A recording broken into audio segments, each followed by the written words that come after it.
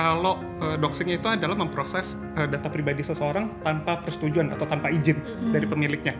Nah, di Undang-Undang PDP dibilang kalau kita mau melakukan pemrosesan data pribadi ada berbagai macam dasar. Salah satunya adalah persetujuan. Nah, artinya kalau kita bisa bilang doxing itu kan tidak memenuhi salah satu dasar unsur pemrosesan data pribadi gitu loh. Jadi pasti pakem itu yang harusnya jadi acuan buat perusahaan media juga untuk bisa melindungi bagaimana keamanan dan juga kesejahteraan karyawannya ya dalam konteks adanya potensi praktek-praktek doxing ini ke depannya sih kalau aku melihatnya.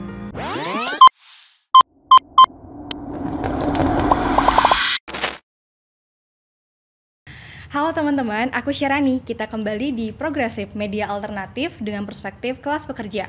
Gak apa-apa belum progresif, yang penting progresif. Teman-teman, pada episode ke-13 Progresif ini, aku bakalan bahas tentang teknis pengelolaan data pribadi dan pengalaman jurnalis korban penyebarluasan data pribadi tanpa izin atau disebut dengan doxing.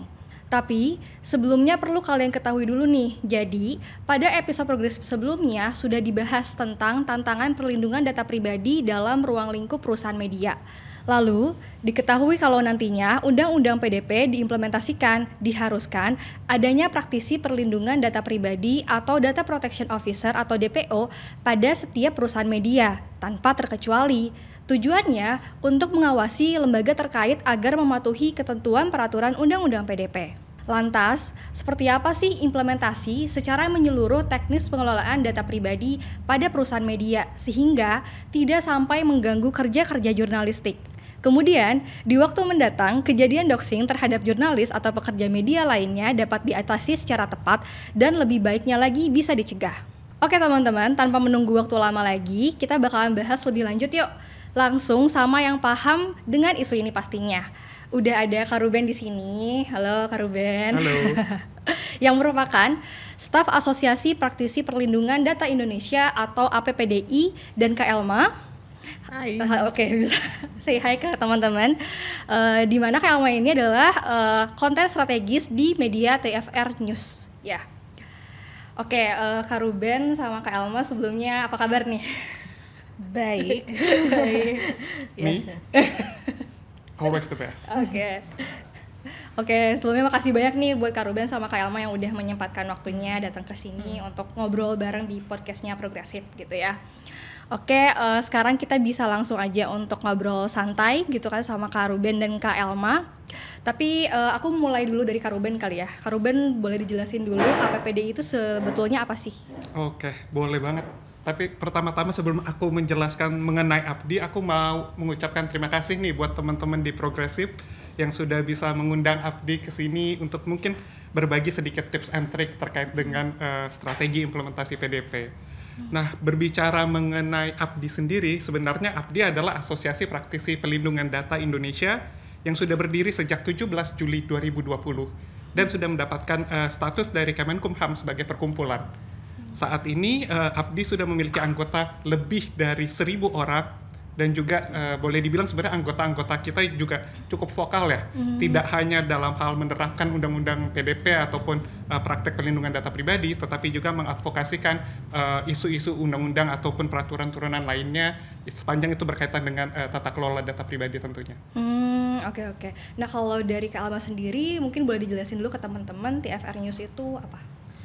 Jadi TFR News itu kita media online yang emang fokus ke industri kreatif gitu. Jadi ada fashion, terus habis itu visual art, terus habis itu music, movie, animasi gitu, kartun, komik gitu, banyak banget. Tapi memang untuk 2 tahun terakhir ini kita emang lebih fokus ke visual art, ilustrasi. Jadi kita emang sedang lebih ngerucutin gitu ke isu-isu yang berkaitan dengan visual art gitu kan, IP, intellectual property, terus habis itu juga well-beingnya artis-artisnya juga gitu.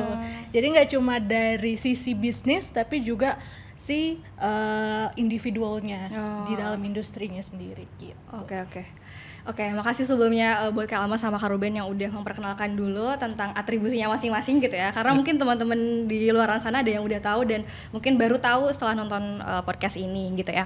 Tapi sebelum nanti aku ngebahas ke APPDI, aku mau bahas dulu dari pengalamannya Kak Elma gitu yang notabene-nya sebelumnya itu adalah sebagai jurnalis tapi sekarang lebih fokus sebagai konten strategis gitu ya Kak.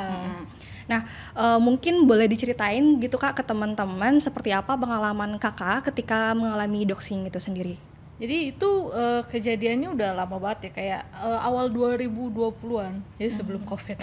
Jadi sebelum Covid, aku sendiri tuh di luar jadi pekerja medianya sendiri tuh aku kan juga punya hobi dan lain sebagainya gitu. Kebetulan aku suka pop culture Jepang, terus habis itu ikut suatu acara dan di situ ngobrol-ngobrol dan ada event juga di sana kan. Lalu setelahnya aku bikin sebuah artikel gitu karena karena acara itu, jadi ada insiden di acara itu kan, videonya kemana-mana. Abis itu ya banyak yang nggak terima lah dengan opininya gitu kan. Jadi akhirnya kemana-mana itunya kan. Cuma dari situ karena memang ini pengalamannya menarik ya gitu dari aku sendiri gitu kan. Jadi pas itu aku meresponnya dengan membuat artikel lagi gitu. Jadi membuat artikel tentang apa yang aku alami gitu kan. Dari situ malah lebih membakar lebih inilah maksudnya lebih banyak obrolan di internet sana gitu kan, di Twitter, Instagram, di Facebook gitu. Tapi sayangnya obrolannya itu malah lebih ke personal gitu kan. Personal lebih ke kayak banyak yang ngomongin tentang data-data aku gitu kan. Ada yang kasih oh iya nih dari sini kerjanya di sini dan lain sebagainya gitu kan. Tapi aku kurang apa ya, waktu itu aku nggak terlalu liatin karena triggering banget gitu kan. Aku nggak mau kayak engage dengan apa yang ada di itu kan di sana. Terus abis itu kayak ya udah aku dikasih infonya dari teman-teman aja gitu. Elma ini di sini ada ini, di sini ada ini gitu. Oh foto kamu tuh udah kemana-mana gitu. Oke. Jadi kayak oke, jadi ini ya apa namanya yang dinamain doxing atau apa gitu kan. Cuma emang saat itu tuh aku belum terlalu familiar gitu kan dengan apa yang aku alamin gitu. Aku paham kayak oh itu yang namanya doxing, tapi baru sekarang ngerasain gitu secara kan. langsung secara langsung gitu. Cuma memang kayak apa ya, apa yang dialamin sama aku, data-data yang klik dan lain sebagainya mungkin nggak separah teman-teman jurnalis yang lainnya gitu kan. Cuma emang impactnya gede juga, sama aja gitu kan secara psikis dan mental gitu. Jadi itu jadi pelajaran banget sih pas itu gitu, karena sebelumnya aku juga ada background jurnalistik gitu kan. Maksudnya kayak aku anak jurnalistik lulusan komunikasi. Waktu di kuliah nggak ada tuh ngomongin soal ini loh yang bakal kamu alami gitu sebagai jurnalis, karena pada saat itu kita belajarnya kayak kamu tuh bakal dipersekusi. Ada film-film yang ngomongin persekusi jurnalistik dan lain sebagainya, itu ada gitu. Ngomongin doxing nggak ada gitu. Jadi kayak agak kaget juga karena itu baru banget di aku sendiri, mungkin di angkatan aku kali ya gitu kan. Dan emang tahun itu emang lagi banyak banget gitu. Jadi kayak gitu sih, hal Kak. baru gitu ya Kak ya. Sangat baru buat aku sendiri gitu kan. Jadi ya akhirnya ya gitu aja sih Kak. Jadi setelah itu gimana gitu, ya gitu aja kayak nge-lock akun semuanya gitu kan. Tapi setelah itu nggak ada tindak lanjut. Aku juga nggak mau kayak ya udahlah gitu. Aku jadi kayak pasrah aja sih gitu. Jadi gitu sih Kak. Tapi kalau Kak, tapi kalau boleh tahu sebelumnya hal yang Kakak alamin ini terjadi di media yang saat ini Kakak tempati atau media sebelumnya? Sebelumnya aku di media sebelumnya gitu. Jadi aku kerja sebelumnya tuh 2 tahun yang lalu aku masih ada di sebagai jurnalistik di media sebelumnya gitu kan. Nah, di situ aku mengalami gitu kan. Setelah itu udah selesai, resign, nggak jadi jurnalis lagi gitu, jadi content strategist sekarang. Iya, Jadi lebih di belakang panggung banget gitu kan. di TFR News ini gitu ya Kak. Iya, di TFR News sekarang gitu kan. Tapi pas waktu ngalamin kejadian itu kan tadi Kakak bilang bahwa Kakak akhirnya nge-lock semua akun Iya. gitu kan. Selain itu imbas yang Kakak rasain apalagi? Lebih apa ya, lebih paranoid ya. Jadi kan pulang pergi gitu kan naik Transjakarta gitu, terus habis itu di halte di mana gitu kan, jadi ngeliatin kayak ada yang kenal sama gue nggak ya gitu kan, kayak ya bener gak ya ini, takutnya setakut Iya. itu sih sebenarnya, kayak sewas-was itu, padahal cuma obrolan kayak remeh. Menurutku itu bukan obrolan kayak politik atau apa gitu kan, tapi sewas-was itu sih. Jadi impactnya besar, walaupun kelihatannya kayak kecil, ya lah cuma digituin doang gitu kan, tapi emang di dunia nyatanya tuh kayak wah ini ya ternyata gitu Kak. Ketika dijalanin gak mudah juga gitu kan. Enggak sama sekali sih, bener-bener kayak sangat, sampai sekarang aku nge-lock akun Twitter gitu kan, kayak apa ya, takut aja gitu kayak gitu lagi, udahlah biarin aja gitu, mending sekarang diam-diam aja, santai-santai aja. Seperti itu sih. Waktu itu durasi apa ya, imbas dari kejadian itu berapa lama sih Kak? Wah, aku lupa deh berapa lamanya, cuma ya agak traumanya masih sampai kayak mungkin agak-agak kebawa sampai sekarang gitu kan. Cuma ya gitu sih Kak, jadi apa ya, aku memilih apa yang aku omongin aja sekarang gitu kan, terus kayak atur privacy dan lain sebagainya gitu. Itu lebih aware banget, foto-foto itu aware gitu, kayak mau post foto apa atau apa gitu lebih aware sampai sekarang gitu, gara-gara gitu. Jadi lebih aware sama keamanan digital gitu ya, bisa dibilang. Iya benar-benar, karena ternyata pas aku Google namaku sendiri, itu dataku banyak banget. Aduh, kok banyak banget ya? Kaget. Ternyata seperti itu sih. Iya Kak. Nah, dengan kejadian doxing yang Kakak alamin gitu, boleh diceritain secara agak lebih detail, itu ancamannya tuh kayak gimana gitu Kak? Apa dengan gambar-gambar itu saja atau ada hal-hal yang lainnya lagi? Kalau misalnya untuk yang secara detail seperti apa gitu kan, sejujurnya aku kayak cuma sekilas-sekilas doang untuk komen, terus habis itu mention di Twitter, DM, terus DM-nya di Instagram sama Twitter juga, jadi semuanya di ini kan. Cuma pas aku dapet hapus gitu, jadi nggak sampai aku oh iya ngomongin apa nih, liatin gitu. Satu-satu aku juga enggak. tahu itu kayak bakal lebih berdampak kalau misalnya aku tahu apa yang diomongin, apa yang mereka omongin, bentuknya seperti apa gitu. Jadi aku memutuskan untuk udah biarin aja, mereka mau ngomong apa terserah, yang penting aku nggak terlalu apa ya, aku detach sama yang mereka ini gitu. Obrolin gitu ya Kak? Iya, lebih ke ya udah mau diapain gitu, kayak Iya. mau dihapus-hapusin juga nggak bisa. Gak bisa. Gitu sih. Tapi pas awal-awal itu Kakak sempat jadinya ya agak detach kayak gitu, atau emang dari awal udah narik diri aja gitu loh dari Narik diri. sosial media? Karena menurutku kayak nggak pointless juga ya kalau misalnya aku juga ikutan kayak konfrontasi, terus habis itu kayak ngapain ini, kayaknya itu udah terlalu di luar kuasa aku juga apa yang orang omongin gitu. Jadi waktu itu kayak oke, lebih baik aku menahan diri aja, karena yang bisa aku kontrol sekarang diri aku sendiri sama Instagram, akun-akun aku gitu.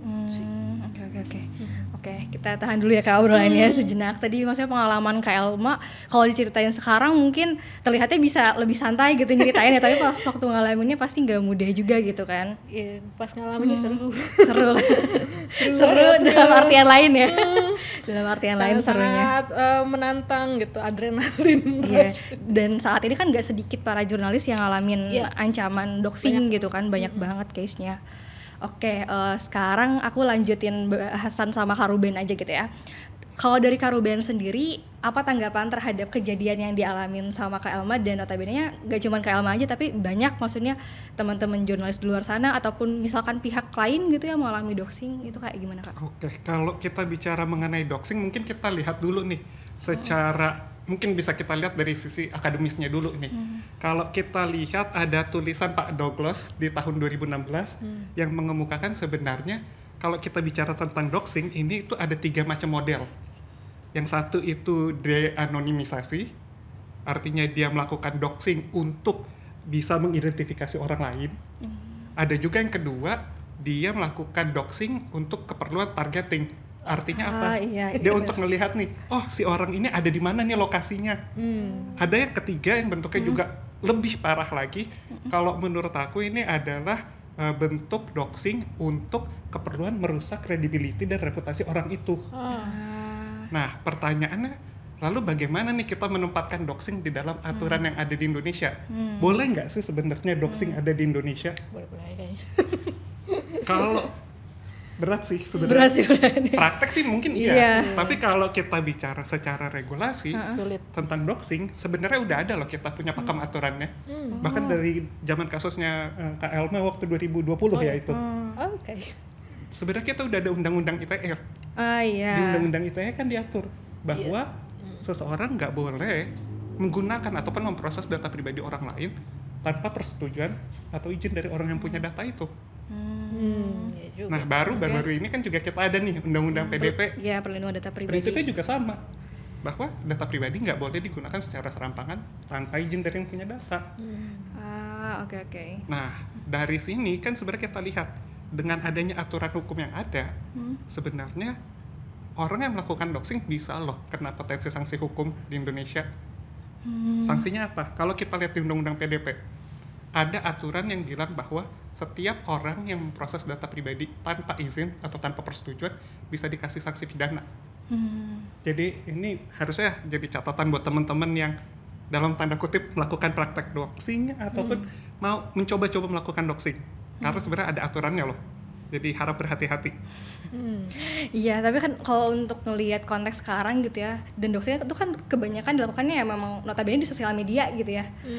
Kadang-kadang kan kalau misalkan orang yang lakuin doxing itu nama akunnya macam-macam ya, maksudnya ada yang emang jarang, mungkin ada yang pakai misalkan nama asli atau gimana gitu kan, agak susah ya ngedeteksi apakah orang tersebut yang jadi Anonim pihak buzzer gitu. ngelakuin doxing atau bukan gitu kan. Agak sulit juga gitu ya Kak ngedeteksinya. Ya, kalau bicara buat yang sifatnya anonim buzzer gitu kan, sebenarnya tergantung kepada aparat penegak hukum nih sampai sejauh mana bisa melakukan langkah lebih lanjut. Tapi seenggaknya mungkin dari sisi korban, apa yang korban bisa lakukan adalah mungkin bisa mulai ngelis nih kira-kira siapa-siapa aja sih ini akun-akunnya, dan juga tentu disertai dengan buktinya juga ya bahwa memang akun-akun tersebut melakukan doxing gitu loh. Kalau Kak Alma kan mungkin tadi cuma sekedar ya udahlah aku scroll down aja gitu kan ya, atau bahkan mungkin dihapus akun itu, aku nggak tahu yang melakukan doxing. Nah mungkin itu kan bisa dijadikan sarana sebagai pembuktian ya sebenarnya. Kalau mau ditelusuri gitu. Iya, karena kalau mau dibilang kanal hukumnya apakah ada atau tidak, ada gitu kan. Sebenarnya kayak agak rumit gak sih? Iya, betul. Sebagai Tapi mungkin nice try loh kalau mau dicoba. Bisa jadi presiden kan di Indonesia. Bisa juga. Karena mungkin untuk sejauh ini masih jarang gitu ya, maksudnya dengan case doxing terus orang ngelaporin gitu ke pihak berwajib gitu kan perihal case yang dia alamin gitu. Iya. Betul. Dan maksudnya kalau misalkan dari sisi Kak Alma sendiri ketika waktu ngalamin doxing dan akhirnya ya udah deh dibiarin aja, dan apakah kepikiran untuk misalkan ngelaporin ke pihak berwenang atau kayak ya udah deh gitu? Sejujurnya kayak ya udah aja kan, aku kayaknya orangnya pasrahan juga. Terus kayak udah kebayang gimana apa ya tantangannya tuh kayak gimana gitu. Jadi kayak ya udah deh kita ini aja deh, kita apa yang bisa kita lakukan aja sekarang gitu, preventif udah kejadian juga gimana ya.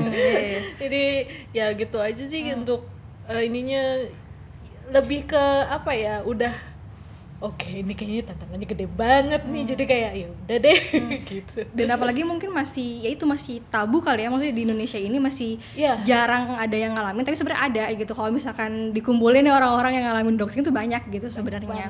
Nah apalagi kalau misalkan ngomongin dalam konteks perusahaan media gitu, jurnalis dengan kerja-kerja yang sangat kritis, sensitif dan lain sebagainya, isu publik gitu kan yang dibawanya.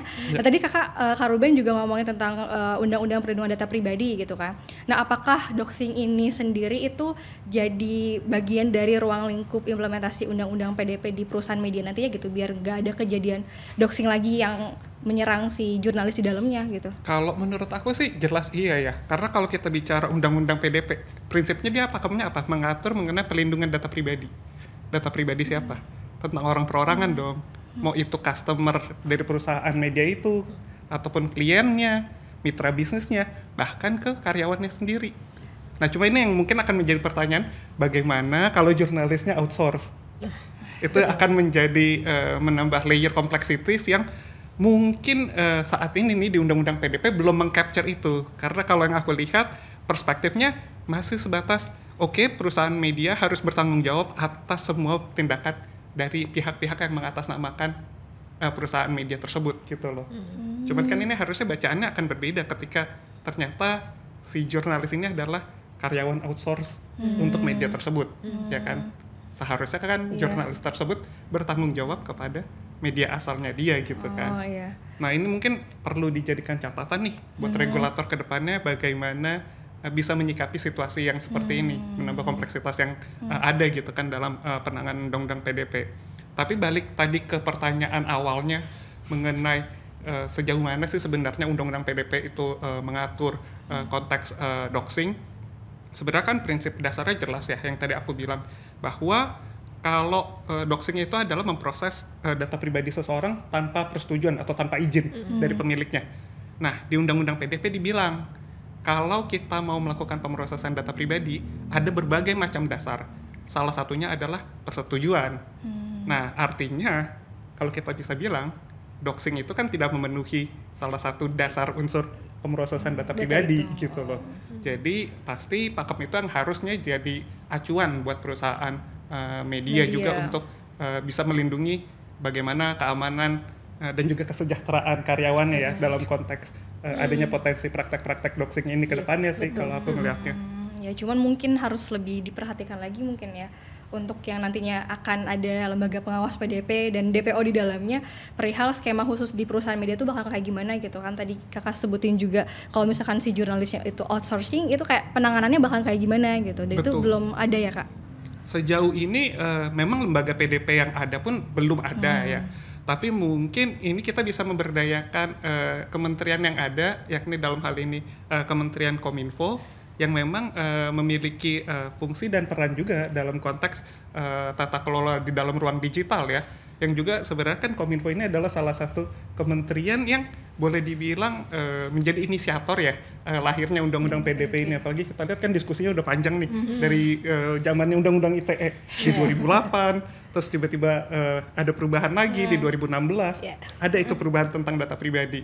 Nah, artinya kan meskipun kita harus menunggu nanti si lembaga PDP, kalau aku ngelihatnya mungkin untuk saat ini Kominfo juga perlu ambil andil juga sih untuk bagaimana kita menyikapi langkah-langkah strategis ke depannya, tidak hanya dalam hal mencegah tapi juga menanggulangi yang sudah kejadian nih, seperti kasusnya Kak Elma. Kan ini menjadi pertanyaan. Lalu apa yang Kak Elma bisa dapatkan gitu loh sesudah mengalami semua hal-hal yang kurang menyenangkan gitu kan? Pasrah saja. Yes, seharusnya kalau misalkan memang ada tindak lanjut ya itu bisa untuk diurusi gitu ya ke depannya. Perihal skema khusus media tuh undang-undang PDP tuh mengaturnya seperti apa sih gitu kan. Nah kalau dari sisi Kak Elma sendiri sebenarnya udah pernah dengar tentang undang-undang perlindungan data pribadi nggak? Dari aku sih udah ini kayak aware gitu, ada RUU PDP gitu dan udah disahin juga, cuma baru sampai sebatas itu doang gitu. Udah oke nih, kayak ada perlindungan data pribadi, udah mulai dilirik ini penting loh gitu untuk dilindungi, jangan kayak bocor-bocor kiri kanan gitu kan. Cuma ya baru sampai situ doang, tapi untuk implementasinya bentuk-bentuk data pribadi yang seperti apa gitu kan, itu belum sampai situ aku ininya gitu. Jadi emang masih ngawang-ngawang banget sih ya. Pembahasan undang-undang PDP juga masih ngawang juga kan sebenarnya gitu. Baiklah. Dan terlebih Setauku gitu, maksudnya untuk media online di Indonesia masih banyak yang belum tahu perihal dengan undang-undang PDP itu seperti apa gitu kan ya Kak. Nah, tapi walaupun tadi mungkin Kak Alma udah nyari tahu dan tidak terlalu mendalami banget, tapi kalau dari sisi Kakak sendiri, apakah doxing itu dapat diatasi dengan adanya si undang-undang PDP nggak? Dari obrolan yang sejauh ini kita di sini. Pertanyaannya menjebak. Aku takut. Kalau misalnya dari penjelasannya Mas Ruben sendiri itu bisa aja, tergantung niat dan Ketegaran hati. tergantung niat dan tujuannya. keteguhan hati, niat dan tujuan gitu kan. Maksudnya kita juga belum tahu bagaimana akan diimplementasikannya seperti apa gitu. Tapi adanya UPDP ini kayak ada angin segar lah untuk rakyat seperti kita gitu kan, kayak oh ya ternyata ada yang masih care juga sama data pribadi kita gitu kan. Jadi ya masih ngeliat lagi sih Mbak gitu kan, apakah ini akan membantu teman-teman yang di internet gitu kan kita emang 24 jam di internet Ya sekarang ini kan kayak hidup kita tuh di internet mulu gitu kan ya, apakah bisa melindungi kita. Itu sih yang aku juga penasaran sih sebenarnya gitu. Masih lebih ke penasarannya gitu kan, ketimbang kayak ini bisa nggak ya. Penasaran banget sebenarnya. belum bisa untuk ngelihat sejauh mana nanti kira-kira apakah si doxing itu sendiri bisa diatasi dengan PDP segala macam, mungkin belum sampai ke arah sana gitu ya Kak? Betul, karena dari apa ya bukan penerjemahan tapi si data pribadinya itu kayak apa aja sih gitu kan, apa yang bisa disebut data pribadi itu juga masih menurutku sendiri banyak gitu sebenarnya kan. Tiap individu juga mendefinisikannya tuh beda-beda gitu. Aku mungkin kayak foto-fotoku juga itu data pribadi aku gitu, mungkin raport aku mungkin itu kan juga data pribadi. Tapi kan di undang-undang ini apakah itu bisa mengakomodasi setiap case yang di ini gitu, karena menurutku tiap orang tuh punya case-nya masing-masing gitu, dan konteksnya pasti berbeda-beda. Itu jadi tantangannya sendiri sih nanti akan diimplementasinya kan tuh kayak gimana. Nah berkaitan sama tadi doxing yang Kakak alami gitu kan ketika jadi jurnalis gitu. Nah kerja-kerja jurnalistik kan lekat banget sama wawancara gitu kan, wawancarai narasumber dan lain sebagainya. Nah kalau pas waktu itu siapa sih yang mengelola data narasumber, transkrip wawancara dan informasi-informasi yang berkaitan dengan data pribadi ketika Kak Elma melakukan kerja-kerja jurnalisme waktu di media sebelumnya gitu? Itu Kakak yang pegang sendiri atau mungkin dari medianya juga maksudnya nge-input si data narasumber yang Kakak wawancarain? Kalau misalnya untuk itu sih pada saat prakteknya itu seperti kayak kita biasa di lapangan aja ya. Misalnya kayak aku butuh ini nih kontaknya si ini gitu. Biasanya kontak narasumber itu udah beredar bebas di jurnalis gitu. Jadi kayak ya udah kayak minta ini, ya udah langsung dikasih gitu. Nanti dapat dari mana? Bilang aja dapat dari si A gitu kan gitu. Biasanya kayak gitu gitu kan. Jadi dari kita ke kita aja sih sebenarnya gitu. Apakah ada kayak semacam database kayak ini? Mungkin sekarang ada, tapi aku juga kurang tahu. Tapi dari aku sendiri, aku secara pribadi tuh nggak punya seperti itu gitu kan.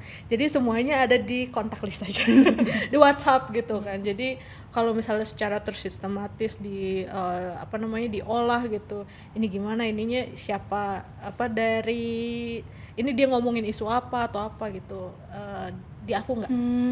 Secara aku pribadi nggak sih. Jadi emang ya udah disimpan di kontak HP sendiri aja gitu ya kayak. Betul di HP aja gitu kan, atau mungkin di email gitu. Jadi emang email dan HP itu emang bener-bener ini berharga banget ya. Kalau misalnya hilang ini kayak wassalam sih kalau misalnya untuk jurnalis sendiri gitu. Apalagi kalau misalkan ngomongin konteks jurnalis kan yang ada di handphone itu bukan hanya data pribadi kita tapi narasumber juga di dalamnya kan. Makanya jadi kayak di nomor-nomornya gitu, grup apa aja yang kita masukin gitu. Jadi ya berkelindan kalau misalnya kata orang enggak gitu sih. Oke. Nah, sekarang kita nanya ke Kak Ruben aja, mungkin bisa dipaparkan Kak seperti apa kerja perusahaan media dalam teknis pengelolaan data pribadi gitu kan, entah itu konteksnya adalah karyawannya mungkin atau narasumber gitu kan, terus juga pembaca si media tersebut sebagai subjek data gitu Kak. Nah, terus prinsip-prinsip apa aja sih yang harus dipatuhi gitu? Oke, mungkin kita berangkat dari prinsipnya dulu ya, baru kemudian kita bisa tahu kira-kira apa sih yang sebenarnya teman-teman perusahaan media harus lakuin kalau kita bicara untuk penerapan PDP ataupun pelindungan data pribadi ini gitu ya. Kalau kita lihat secara prinsip, sebenarnya ini akan kaku banget karena kan ini diskusinya akan cair. Mungkin aku hanya menyampaikan beberapa hal yang penting ya, bahwa satu itu dari sisi perusahaan media harus tahu dasar perusahaan media itu mengumpulkan dan memproses data pribadi itu untuk apa. Dan kedua, dari sisi perusahaan media juga harus bisa membatasi, dalam artian membatasi pemrosesan data pribadi sebatas kebutuhannya aja. Jangan sampai, contoh ya, perusahaan media ngumpulin dan proses data pribadi subscribernya, tapi dipakai untuk tujuan di luar keperluan yang dibutuhkan oleh si subscriber itu. Mungkin dijual ke media lain. Nah, itu harus berhati-hati juga gitu. Iya. Karena prinsipnya di Undang-Undang PDP, penggunaan data pribadi hanyalah sebatas kepada apa yang disetujukan si pemilik data. Gitu. Berdasarkan izin gitu ya? Betul, karena kan kunci utamanya tadi persetujuan. Jadi kayak ada terms and condition ini di checklist gitu kan, harus dibaca dulu. Nah itu, artinya kan sebenarnya tidak hanya kesadaran dari sisi pemilik data untuk membaca terms and condition-nya, tapi juga dari sisi perusahaannya yang memang benar melakukan pemrosesan, apakah dia melakukan pemrosesan sesuai apa yang dijanjikan. Itu satu hal ya, kalau kita lihat dari sisi bicara mengenai data pribadi konsumennya gitu. Kalau kita bicara dari sisi data pribadi karyawan, baik itu outsource ataupun yang bukan outsource ya, karena kan biar gimana pun sekalipun yang outsource juga pasti perusahaan media juga punya ya data itu. Nah, prinsipnya adalah ya dari sisi perusahaan juga harus memiliki kebijakan internal di dalam perusahaannya mengenai bagaimana perusahaan menata kelolakan data ini dengan baik gitu. Ketika bicara tata kelola ini bukan hanya sekedar ketika perusahaan media sudah punya policy atau SOP kemudian selesai, enggak. Tapi bagaimana SOP dan policy ini benar-benar bisa dieksekusi. Oke. Dan itu melibatkan pihak-pihak terkait gitu kan, mulai dari medianya dan juga ya nanti kalau misalkan ada lembaga pengawas PDP dan DPO itu bekerja semua di situ gitu ya Kak? Betul. Dan juga mungkin satu hal yang juga penting ini salah satu kalau aku boleh bilang prakondisi baru dari Undang-Undang PDP di mana setiap pihak baik itu pengendali data pribadi ataupun prosesor data pribadi yang melakukan pemrosesan data pribadi harus memiliki, kalau bahasa yang ngetop saat ini DPO, bukan daftar pencarian orang tapi data protection officer ataupun data privacy officer. Tapi secara regulasi bahasa undang-undangnya sih mereka nyebutnya pejabat pelindungan data pribadi. Tapi kurang lebih bahasa ngetrennya DPO. Jadi mungkin ini juga bisa jadi catatan buat tim dan juga teman-teman perusahaan media agar juga bisa mulai merekrut individu-individu yang memang memiliki talenta khusus untuk bisa menjadi, kalau aku boleh bilang guardian of privacy atau guardian of the data yang juga diproses oleh teman-teman media juga sih mungkin. Nah, tapi kalau dari teman-teman APPDI sendiri udah sejauh mana sih ngelihat dari sisi media itu udah siap belum dengan adanya PDP ini sendiri? Kalau ini juga menjebak nih pertanyaannya nih. Tapi mungkin karena ini audiensnya anak-anak kantoran ya, mungkin kita menggunakan bahasa anak kantoran juga. Mungkin tingkat kesiapannya WIP, work in progress gitu ya. Jadi ya kalau boleh dibilang kan lah mungkin yang tadi aku bilang bahwa Undang-Undang PDP mewajibkan harus ada DPO gitu. Tapi kalau kita lihat sebenarnya apakah selama ini perusahaan media nggak memiliki itikat baik untuk melakukan pelindungan data? Rasanya iya. Karena apa? Kebijakan internal perusahaan untuk tata kelola data pasti ada. Dan juga pasti dari sisi media juga memiliki departemen khusus untuk menjaga tidak hanya keamanan data, tapi juga bagaimana data ini bisa dikelola dengan baik lintas departemen. Jadi sebenarnya kalau mau dibilang modalitas ada, tinggal gimana nyesuaiin dengan pakem-pakem yang ada di Undang-Undang PDP-nya aja sih. Jadi sebelum adanya undang-undang PDP sebetulnya setiap media tuh udah punya aturannya tersendiri mungkin ya. Betul, Oke. paling mungkin tinggal perlu penyesuaian ini dan itu lah ya, touch up sedikit-sedikit gitu kan. Mungkin juga nggak sadar mungkin kalau misalnya itu udah di SOP-nya, tapi karena ada UU PDP ini jadi kayak oh ini ya yang dimaksud sama UU PDP gitu. Cuma untuk implementasinya mungkin kayak udah dijalankan, cuma kayak kita nggak Dengan sadar bahasa aja. yang beda aja juga Beda mungkin. aja Beda, bahasanya iya. mungkin ya, gitu. Ya sebenarnya kayak misalkan ngelihat dari sisi bisnis media itu sendiri kan ketika punya data pribadi pembacaan dan sebagainya, mungkin bisa dengan adanya data itu bisa melihat nih segmentasi pasarnya siapa aja. Itu salah satu halnya aja mungkin ya Kak. Betul. Oke, selain hal-hal yang lain. Nah, tadi disebutin tentang DPO ya Kak Ruben, itu kerja DPO tuh kayak gimana sih detailnya? Oke, kalau kita mulai dari bahasa regulasi atau praktek di lapangan nih. Boleh dari regulasi dulu aja. Oke, kalau dari regulasi kan sebenarnya fungsi DPO itu ada 4 ya. Ini nanti mungkin teman-teman bisa cek undang-undang PDP-nya langsung. Satu, PR ya? iya, tapi nggak apa-apa. Nggak apa. Mungkin ini singkatnya aja. Singkatnya gitu. aja, Kak. Bahwa dari keempat fungsi itu yang jelas kunci utama DPO ini adalah memastikan agar tempat di mana si DPO ini ditempatkan itu menerapkan ketentuan yang ada di dalam undang-undang PDP. Artinya dengan kata lain aku boleh bilang yang tadi aku bilang bahwa DPO itu adalah guardian of the data. Dia berupaya sebisa mungkin agar perusahaan-perusahaan memiliki tingkat maturitas yang tinggi untuk menjaga data-data yang dikelola sama mereka. Nah, cuman kalau kita berbicara dari sisi praktek di lapangan, sebenarnya perlu nggak sih DPO itu sebagai unit yang berdiri sendiri? Ini kan pertanyaan lain lagi ya. Iya. Kalau kita lihat praktek yang ada di beberapa perusahaan di luar perusahaan media ya, bahwa kalau bicara praktek adanya atau tidak DPO, ada 3 model sebenarnya.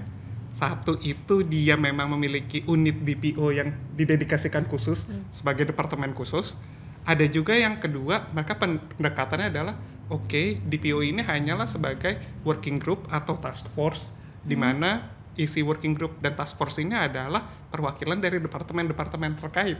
Contohnya dari departemen legal, departemen compliance, departemen IT, cybersec, semuanya berkumpul di situ dan working group ini menjadi bacaan dari masing-masing perwakilan ini untuk menyelesaikan hal-hal terkait dengan PDP. Ada juga pendekatannya yang hybrid. Jadi dia ada unit DPO-nya sendiri, tapi dia juga menugaskan beberapa personil di masing-masing departemen lain sebagai privacy champion-nya mungkin. Oh, oke. Bisa dibilang posisi DPO itu nantinya ketika ada di perusahaan media itu strategis gak sih Kak? Jelas strategis. Strategis dan Strategis vital. banget. Betul. Kritikal dan vital ya. Kalau hilang, Iya, datanya bye gitu kan. hilang. Karena mempengaruhi policy making dari si media tersebut nantinya gitu ya. Betul. Benar-benar jadi DPO nanti. Iya, kalau Cari beneran ya. iya. Karena sebelumnya juga pernah dibahas sama pihak dari AMSI gitu kan. Nanti DPO ini akan menjadi salah satu profesi baru juga dan bakalan cukup banyak gitu kan Kak. Karena setiap media kan harus ada satu DPO setidaknya gitu kan. Betul. Dan mungkin kalau kita hitung saat ini ada berapa banyak nih media di Indonesia saja? Aduh, nggak Banyak tahu. banget sih. Ratusan ribu kan Iya, mungkin. pasti. Berarti kalau dari media aja terus setiap media harus appoint satu DPO, berarti seenggaknya ratusan ribu DPO khusus untuk perusahaan media loh. Ini kita bicara di luar perusahaan-perusahaan Lapangan finansial pekerjaan baru. dan yang lain-lain. Ya. Nah, kalau dari APPDI sendiri ketika ada undang-undang PDP itu dan disahkan gitu ya Kak, itu udah ada praktik langsung misalkan ngasih pelatihan atau apa gitu ke mungkin teman-teman media atau jurnalis berkaitan dengan informasi PDP ini? Oh ya, jelas ini memang menjadi salah satu komitmen APDI juga ya, bahwa sebagai forum untuk berdiskusi terkait dengan isu PDP, kita juga memberikan pelatihan-pelatihan dan juga tentu bekerja sama dengan pihak ketiga untuk melakukan pelatihan ini ya. Jadi memang ini bisa menjadi forum buat tidak hanya teman-teman jurnalis, tetapi juga forum buat teman-teman yang lain, yang non-jurnalis pun juga yang memiliki ketertarikan ataupun minat terkait dengan isu PDP, boleh loh untuk join di training kita. Oke. Nah, tapi ketika ngomongin konteks media yang Kak Elma tempatin sekarang gitu kan, nah boleh tahu nggak Kak, kalau dari media Kakak sendiri itu udah pernah dapat informasi terkait dengan PDP itu sendiri atau sosialisasi gitu? Belum. Kalau misalnya dari woro-woro RUU PDP kita kayak oh ada RUU baru nih tentang perlindungan data pribadi gitu kan. 2 tahun ini kan emang lagi hot ya data pribadi gitu kan. Nah kita aware gitu, cuma untuk yang sampai sananya gitu kan kayak ada ada musyawarah ada obrolan nih gitu, diskusi soal RUU PDP gitu, datang ke media belum ada sih untuk ke situnya, tapi kita sangat-sangat kayak terbuka gitu kalau misalnya ada ini training atau apa gitu. Ini udah PDI berarti? Ya, more than welcome. Yuk ke TF. Berarti belum ada persiapan khusus gitu kan yang dilakukan dari media kakak sendiri berkaitan dengan isu belum, PDP tapi itu? kalau misalnya memang itu jadi kayak keharusan dan lain sebagainya, kita kayak oh ya udah yuk kita ini jadi kayak tantangan baru dan pelajaran baru juga gitu dari aku pribadi gitu kan, dan media-media lain gitu. Jadi kayak gimana cara mengelola data, dan emang itu penting banget untuk dipelajari gitu. Gitu sih. Iya. Nah, aku mau ngasih pertanyaan ini langsung ke Kak Elma sama Kak Ruben sih. Karena ngomongin tentang undang-undang PDP itu sendiri, ya sebenarnya tadi ya ada positif dan negatifnya gitu kan ya, dalam artian ada sisi pro dan kontranya adanya undang-undang si PDP ini. Mungkin tadi kalau misalkan ngomongin konteks dari sisi karyawan si medianya, ketika terkena salah satunya kayak Alma misalnya terkena doxing dan lain sebagainya, mungkin dengan adanya undang-undang PDP dari statementnya Kak Ruben itu bisa untuk diatasi gitu kan. Tapi gak sedikit juga maksudnya dari teman-teman media maupun jurnalis yang agak khawatir dengan adanya si undang-undang PDP ini, karena ketika misalkan nih si jurnalis ataupun pekerja media gitu melakukan suatu kerja-kerja jurnalistik gitu, terus dia kan menginput data narasumber gitu kan, data narasumber dalam artian untuk meliput suatu kasus yang berkaitan dengan kasus yang cukup besar, misalkan investigasi kasus korupsi atau apa dan lain sebagainya. Khawatirnya menggunakan si undang-undang perlindungan data pribadi ini sebagai suatu jalan gitu loh untuk melindungi segelintir pihak aja gitu. Nah itu gimana gitu tanggapannya? Aduh. Kalau dari sisi itu kalau misalnya isu-isunya sangat-sangat sensitif gitu, atau mungkin kayak rawan gitu kan, rawan ditindak gitu. Cuma kayak mungkin gitu. Tapi aku juga secara pribadi belum terlalu mempelajari PDP-nya itu kayak gimana gitu. Jadi pas ngomongin kayak apakah itu akan mengancam ketika kerja-kerja jurnalis ini di lapangan gitu kan, mungkin ada kemungkinan, tapi aku juga secara pribadi belum terlalu iya atau enggak ya gitu kan. Yang seperti itu sih Kak. Kalau mungkin ada kemungkinannya ada gitu. Cuma akan seperti apa nggak tahu juga gitu kan. Mungkin Masnya lebih tahu. Karena langsung dari praktisi perlindungan data pribadi. Karena lebih paham undang-undang data pribadi itu akan seperti apa gitu, sanksinya seperti apa dan lain sebagainya gitu kan. Jadi kita sebagai jurnalis juga aware, oh jadi gitu mainnya gitu kan. Jadi kita juga lebih hati-hati pas ini sih. Ayo Mas. Ayo, Karumen gimana? Ya. Pertanyaan ini berat loh. Ya. Karena kalau kita lihat secara letterlek ya mungkin memang undang-undang PDP bisa dianggap sebagai pisau bermata dua buat teman-teman yang melakukan kegiatan jurnalisme. Tapi kita juga nggak menutup kemungkinan untuk kita lihat. Kan kalau kita bicara mengenai, lagi-lagi aku balik lagi kepada basis boleh atau tidak kita memproses data pribadi. Selain daripada persetujuan, sebenarnya kan ada basis-basis lain yang bisa kita pakai gitu loh. Bahwa basis lainnya adalah untuk kepentingan hukum atau juga untuk kepentingan yang sah. Nah, bicara mengenai kegiatan jurnalisme kan sebenarnya sudah diatur di dalam undang-undang pers. Jadi artinya kan sebenarnya ini menjadi satu ruang di mana sebenarnya apa yang dilakukan teman-teman jurnalistik, teman-teman jurnalis untuk keperluan jurnalistik juga sebenarnya kan menjadi satu hal yang sebenarnya sah-sah aja. Karena secara regulasi juga ada, dan juga ada ruang untuk perlindungan di dalam Dewan Pers juga. Jadi kalau kita melihat dari situ, sebenarnya rasanya aku nggak melihat ada masalah di situ. Cuman memang ini nggak menutup kemungkinan ini akan menjadi akan ada potensi menjadi pasal yang berpotensi disalahgunakan oleh pihak-pihak yang terinformasikan di dalam berita-berita yang beredar sebenarnya. Bahkan sebenarnya ini tidak hanya dalam konteks kaitannya jurnalisme. Kita lihat kasus yang waktu kemarin KPU, ketika KPU menyebarluaskan data pribadi kandidat caleg. Kita lihat kan berapa banyak caleg yang protes atas dasar undang-undang PDP bahwa data pribadi caleg ini harus dirahasiakan. Padahal faktanya kalau kita lihat di undang-undang tentang penyelenggaraan pemilu kan harus menjadi informasi publik gitu. Betul. Nah, prinsipnya juga sama kalau kita bicara dari sisi teman-teman jurnalis memberitakan mengenai kasus yang lagi ongoing gitu loh, kasus hukum. Rasanya sah-sah saja gitu kan, sepanjang memang informasi yang diberitakan adalah informasi yang akurat. Jangan sampai memberitakan informasi tentang kasus, penanganan kasus, tapi yang diberitakan adalah anaknya, keluarganya. Nah, ini yang harusnya juga teman-teman media juga harus berhati-hati juga ya.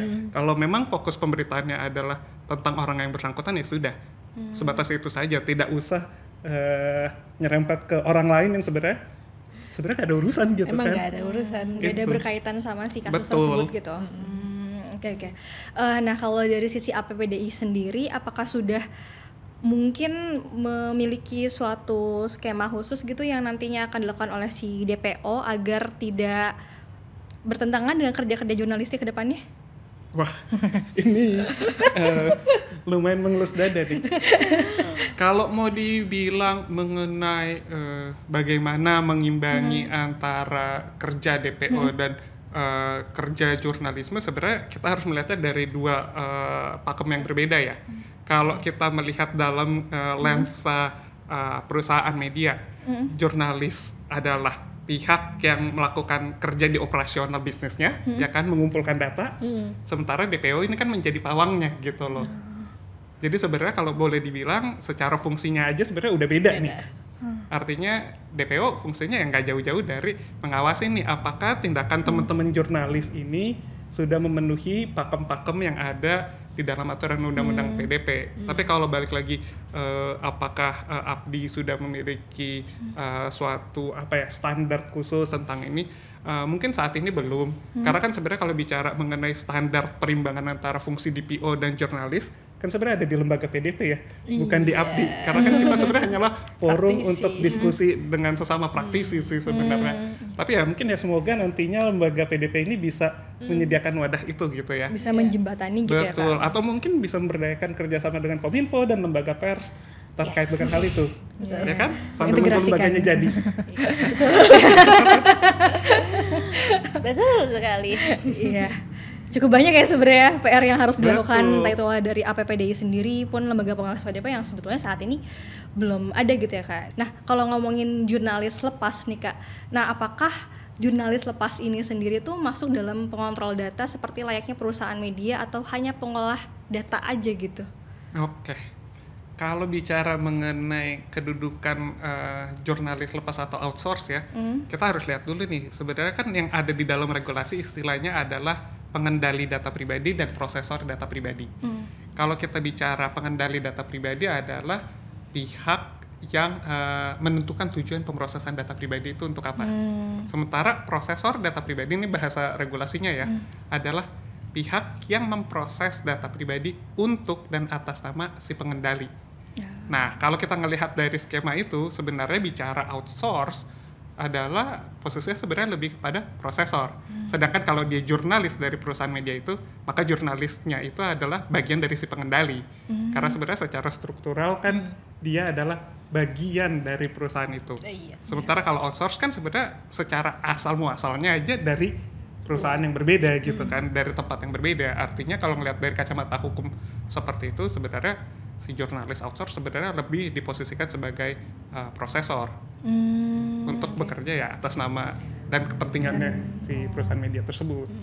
Gitu. Oke. Jadi yang lebih bertanggung jawab, maksudnya tuh punya kekuatan secara peraturannya tuh lebih untuk si jurnalis yang kerja di media itu. Tapi kalau bicara sendiri mengenai gitu ya, tanggung jawab hukumnya sendiri, pengendali data atau si perusahaan media itu ya bertanggung jawab juga sebenarnya kepada tindakan si prosesor itu. Karena kan prosesor bertindak untuk dan atas nama pengendali kan. Iya. Artinya tanggung jawab utamanya ya tetap masih di perusahaan, di perusahaan kan. gitu kan. Terlepas dari ini jurnalis lepas ataupun jurnalis yang udah kerja tetap di situ gitu. Betul. Cuma memang nanti perbedaannya lebih ke gradasi tanggung jawabnya sih. Seberapa besar? Apakah kemudian nanti perusahaan dari perusahaan outsource ini kemudian bisa kena potensi tanggung jawab hukum? Ya mungkin juga gitu kan, tergantung siapa yang melakukan kesalahan ataupun pelanggaran kan, atau penyalahgunaan data gitu kan. Iya. Nah dari Kak Elma sendiri udah ada gambaran tersendiri nggak, maksudnya dari sisi jurnalis gitu, hal-hal apa sih yang mungkin perlu dipersiapkan oleh kita gitu berkaitan dengan implementasi Undang-Undang Perlindungan Data Pribadi? Apa ya? Kalau misalnya dari penjelasannya Mas Ruben tadi gitu, banyak PR-nya banyak gitu, karena dari secara kita masyarakat umum aja kan masih belum aware ya data pribadinya mau kayak apa gitu, apa yang dimaksud dengan data pribadi dan lain sebagainya, itu kita kadang nggak aware gitu, atau misalnya kita nggak sadar itu data pribadi loh.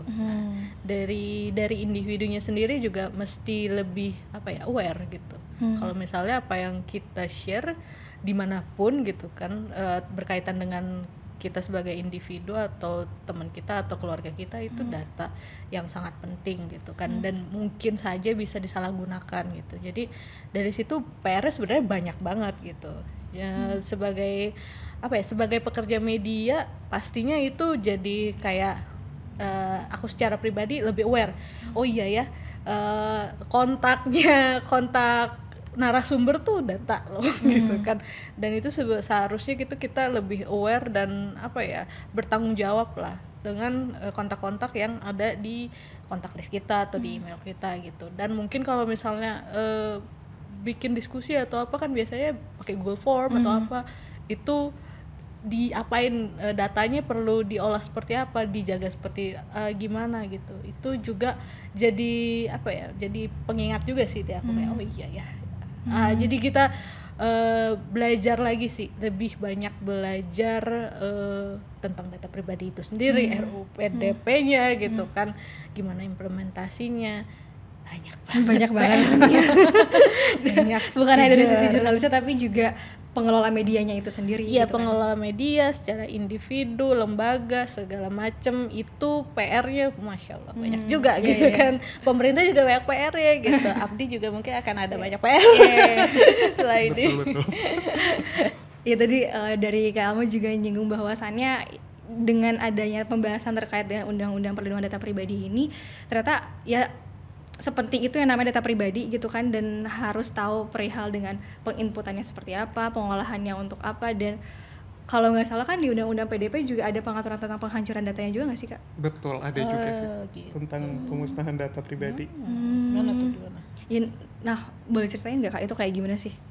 Oke, ini juga sebenarnya aku juga agak menarik ngelihat bahasa regulasinya, karena di dalam regulasi yang ada di Undang-Undang PDP dikemukakan ada istilahnya yang namanya, karena ini kan ngelihat data pribadi itu sebagai siklus tata kelola data dari pengumpulannya, penyimpanannya, pengolahannya, transfernya ke pihak yang dibutuhkan gitu ya, sampai ke titik yang paling terakhir nih, ada bahasanya penghapusan atau pemusnahan. Nah, kalau kita lihat ada dua kata yang berbeda kan, harusnya kalau kita lihat bahasa hukum ya, harusnya memiliki dua makna yang berbeda nih. Beda. Ya kan? Tapi faktanya apa? Undang-Undang PDP belum mendefinisikan perbedaan antara penghapusan dan pemusnahan. Dan harapannya ya semoga nanti di RPP-nya nih bisa didefinisikan secara lebih gamblang nih. Maksudnya penghapusan itu sejauh mana, pemusnahan seperti apa. Karena tanpa definisi yang saklek pun juga sebenarnya teman-teman yang melakukan pemrosesan data pribadi pun juga bingung. Kita tuh udah memenuhi standar yang dianggap penghapusan apa belum? Atau standar pemusnahan tuh yang kayak gimana sih? Gimana nih? Bener. Google Drive-nya kayak yang dihapus gitu. Berarti modulnya sendiri itu belum ada. Mungkin secara praktek yang ada di industri mungkin kita biasa mengenal istilah soft delete, hard delete, dihapus di front end atau dihapus di back end. Mungkin itu istilah yang biasa kita dengar di teman-teman di kantor gitu kan ya. Kita hard delete aja deh, kita soft delete aja deh. Soft delete hapus di front end, tapi di back end kita masih simpen. Nah, cuma kalau kita balikin lagi ke bahasa regulasi penghapusan dan pemusnahan, udah masuk belum tuh istilah soft delete, hard delete? Nah, ini kan hal-hal yang mungkin secara regulasi bahasanya berbeda, tapi ya butuh diperjelas juga gitu sih, Iya. biar linear dengan praktek yang emang ada gitu di lapangan. Di lapangannya biar sesuai gitu kan. Betul. Oke. Ada tawaran tersendiri nggak kayak yang diajukan sama APPDI pada DPO nanti di setiap perusahaan media itu dalam kerjasama dan penerapan PDP bagi perusahaan media? Oke, kalau buat teman-teman media, karena sebenarnya Abdi ini adalah forum buat semua praktisi pelindungan data, buat teman-teman media yang sudah memiliki DPO, kami sangat menyambut agar teman-teman DPO di media-media tersebut untuk bisa join sama kami, untuk kita mungkin bisa bertukar pikiran dan juga berbagi keluh kesah terkait dengan strategi implementasi PDP di lapangan, atau buat teman-teman media yang belum punya DPO, kami juga sangat welcome karena kami juga memiliki program-program pelatihan, training yang mungkin bisa di-tailor secara khusus untuk kebutuhan teman-teman di media juga. Jadi kami sangat senang kalau bisa diundang sama teman-teman media. Kalau teman-teman media juga ada yang butuh mendapatkan insight ataupun additional knowledge, nggak masalah, kita juga welcome sih untuk mendapatkan undangan itu. Apa aja Kak advokasi yang udah dilakuin sama teman-teman APPDI gitu loh berkaitan dengan undang-undang PDP itu sendiri? Kalau kita bicara advokasi sebenarnya ranahnya banyak sekali ya, tidak hanya kita melakukan engagement dengan pemerintah, menyiapkan submission, tetapi juga yang penting adalah bagaimana kita juga bersinergi dengan teman-teman lain di lapangan yang melakukan praktek pemrosesan data pribadi. Untuk kita juga bisa tahu sebenarnya tantangan-tantangan yang mereka hadapi itu seperti apa, dan kira-kira apakah ada hal-hal khusus yang kita selaku asosiasi ini bisa sampaikan juga untuk dikemukakan kepada teman-teman di pembuat kebijakan juga ya tentunya.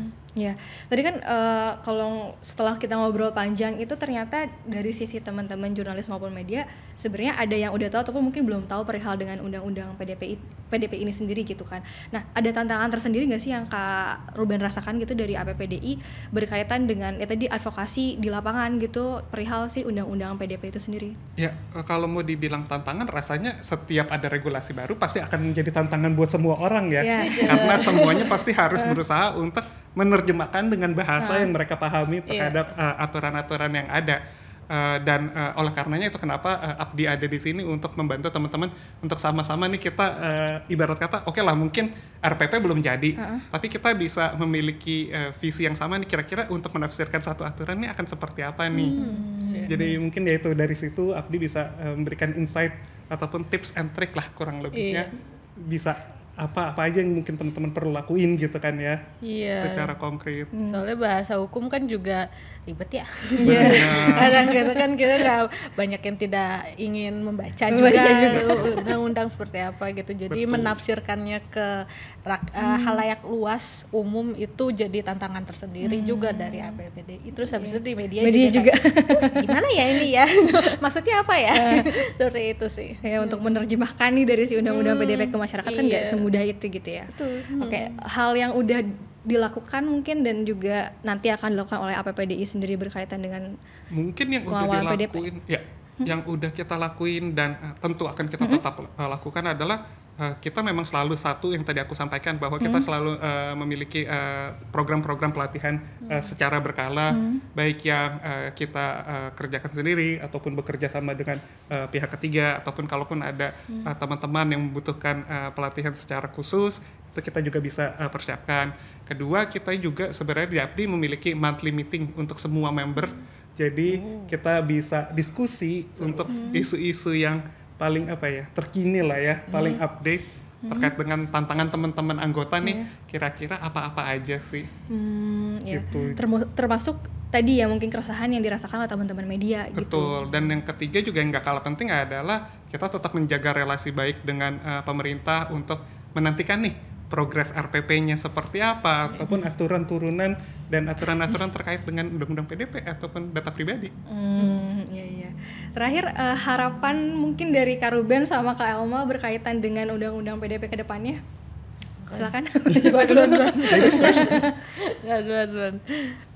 Kalau misalnya dari aku sendiri secara pribadi ya semoga undang-undangnya bisa bermanfaat, membantu banget ke teman-teman di lapangan, khususnya jurnalis-jurnalis juga gitu kan, biar lebih aman, safety gitu kan, secara online maupun offline gitu kan. Semoga sih seperti itu. Terus harapan untuk yang umumnya, secara umum ya, semoga dari sini juga kita lebih aware sama apa yang kita data yang kita bagi ke kemanapun sih, ke puskesmas, ke ini, ke segala macam gitu, Pak RT mungkin kan, itu jadi lebih lebih aware gitu kan. Bahkan mamaku juga kayak ini boleh nggak sih kita ini share ini kan, ini benar nggak sih atau apa gitu kan. Jadi semuanya sih lebih aware gitu. Tapi kan tantangannya itu kan ke yang sampai ke pelosok-pelosok pasti mungkin itu Ya cukup sulit ya. PR banget kan. Bahkan aku sendiri yang ditinggal di sini kayak itu apa ya? Itu ada apa ya gitu. Oh ada undang-undang baru gitu. PR-nya besar sih. Tapi semoga aja ini implementasinya bisa menjangkau ke semua masyarakat gitu. Entah itu dari teman-teman jurnalis, pekerja media maupun masyarakat secara umum gitu. Iya gitu. Dari Kak Ruben? Kalau aku sih melihat harapan ke depan ya, terlepas dari ketidaksempurnaan undang-undang yang ada ini ya, dari yang tadi kita diskusikan selama ini, sebenarnya aku berharap satu hal sih, bahwa agar supaya undang-undang ini nggak menjadi pisau bermata dua seperti regulasi-regulasi yang sudah ada sebelumnya. Bahwa kita memahami memang di satu sisi penting untuk menjaga data pribadi, tapi jangan sampai juga regulasi ini kedepannya malah dijadikan sebagai senjata untuk kepentingan-kepentingan yang justru sebenarnya di luar dari tujuan dibuatnya undang-undang PDP. Dan juga yang nggak kalah penting yang tadi Kak Elma juga bilang, bagaimana bisa dengan adanya undang-undang PDP ini bisa membangun budaya privasi kedepannya, tidak hanya kepada pelaku industri saja, tapi juga kepada semua pihak di akar rumput juga tentunya, bahwa melihat data pribadi ini sebagai data yang penting untuk tidak hanya perusahaan jaga, tapi juga mereka pribadi pun juga harus menjaga itu dan berhati-hati tentunya. Oke, terima kasih banyak buat Kak Ruben sama Kak Elma sudah ngobrol-ngobrol perihal undang-undang PDP ini, dan tadi juga Kak Elma udah nyeritain pengalamannya berkaitan dengan terkena doxing gitu kan. Oke, terima kasih banyak buat teman-teman progresif yang udah ngikutin obrolan kita tadi dari Kak Elma sama Kak Ruben juga. Semoga teman-teman di luar sana udah tahu ya perihal dengan teknis pengelolaan data pribadi kayak gimana, dan juga implementasi di perusahaan media seperti apa gitu. Dan tadi juga ada cerita dari Kak Elma yang mengalami doxing yang notabene-nya banyak dialami oleh jurnalis, pekerja media, dan masyarakat luas. Semoga teman-teman di luar sana lebih aware akan hal itu. Dan terima kasih buat teman-teman yang udah nonton. Pokoknya ikutin terus podcast dari Progresif dan sampai bertemu di episode Progresif lainnya. Oke, bye-bye. Oke, terima kasih.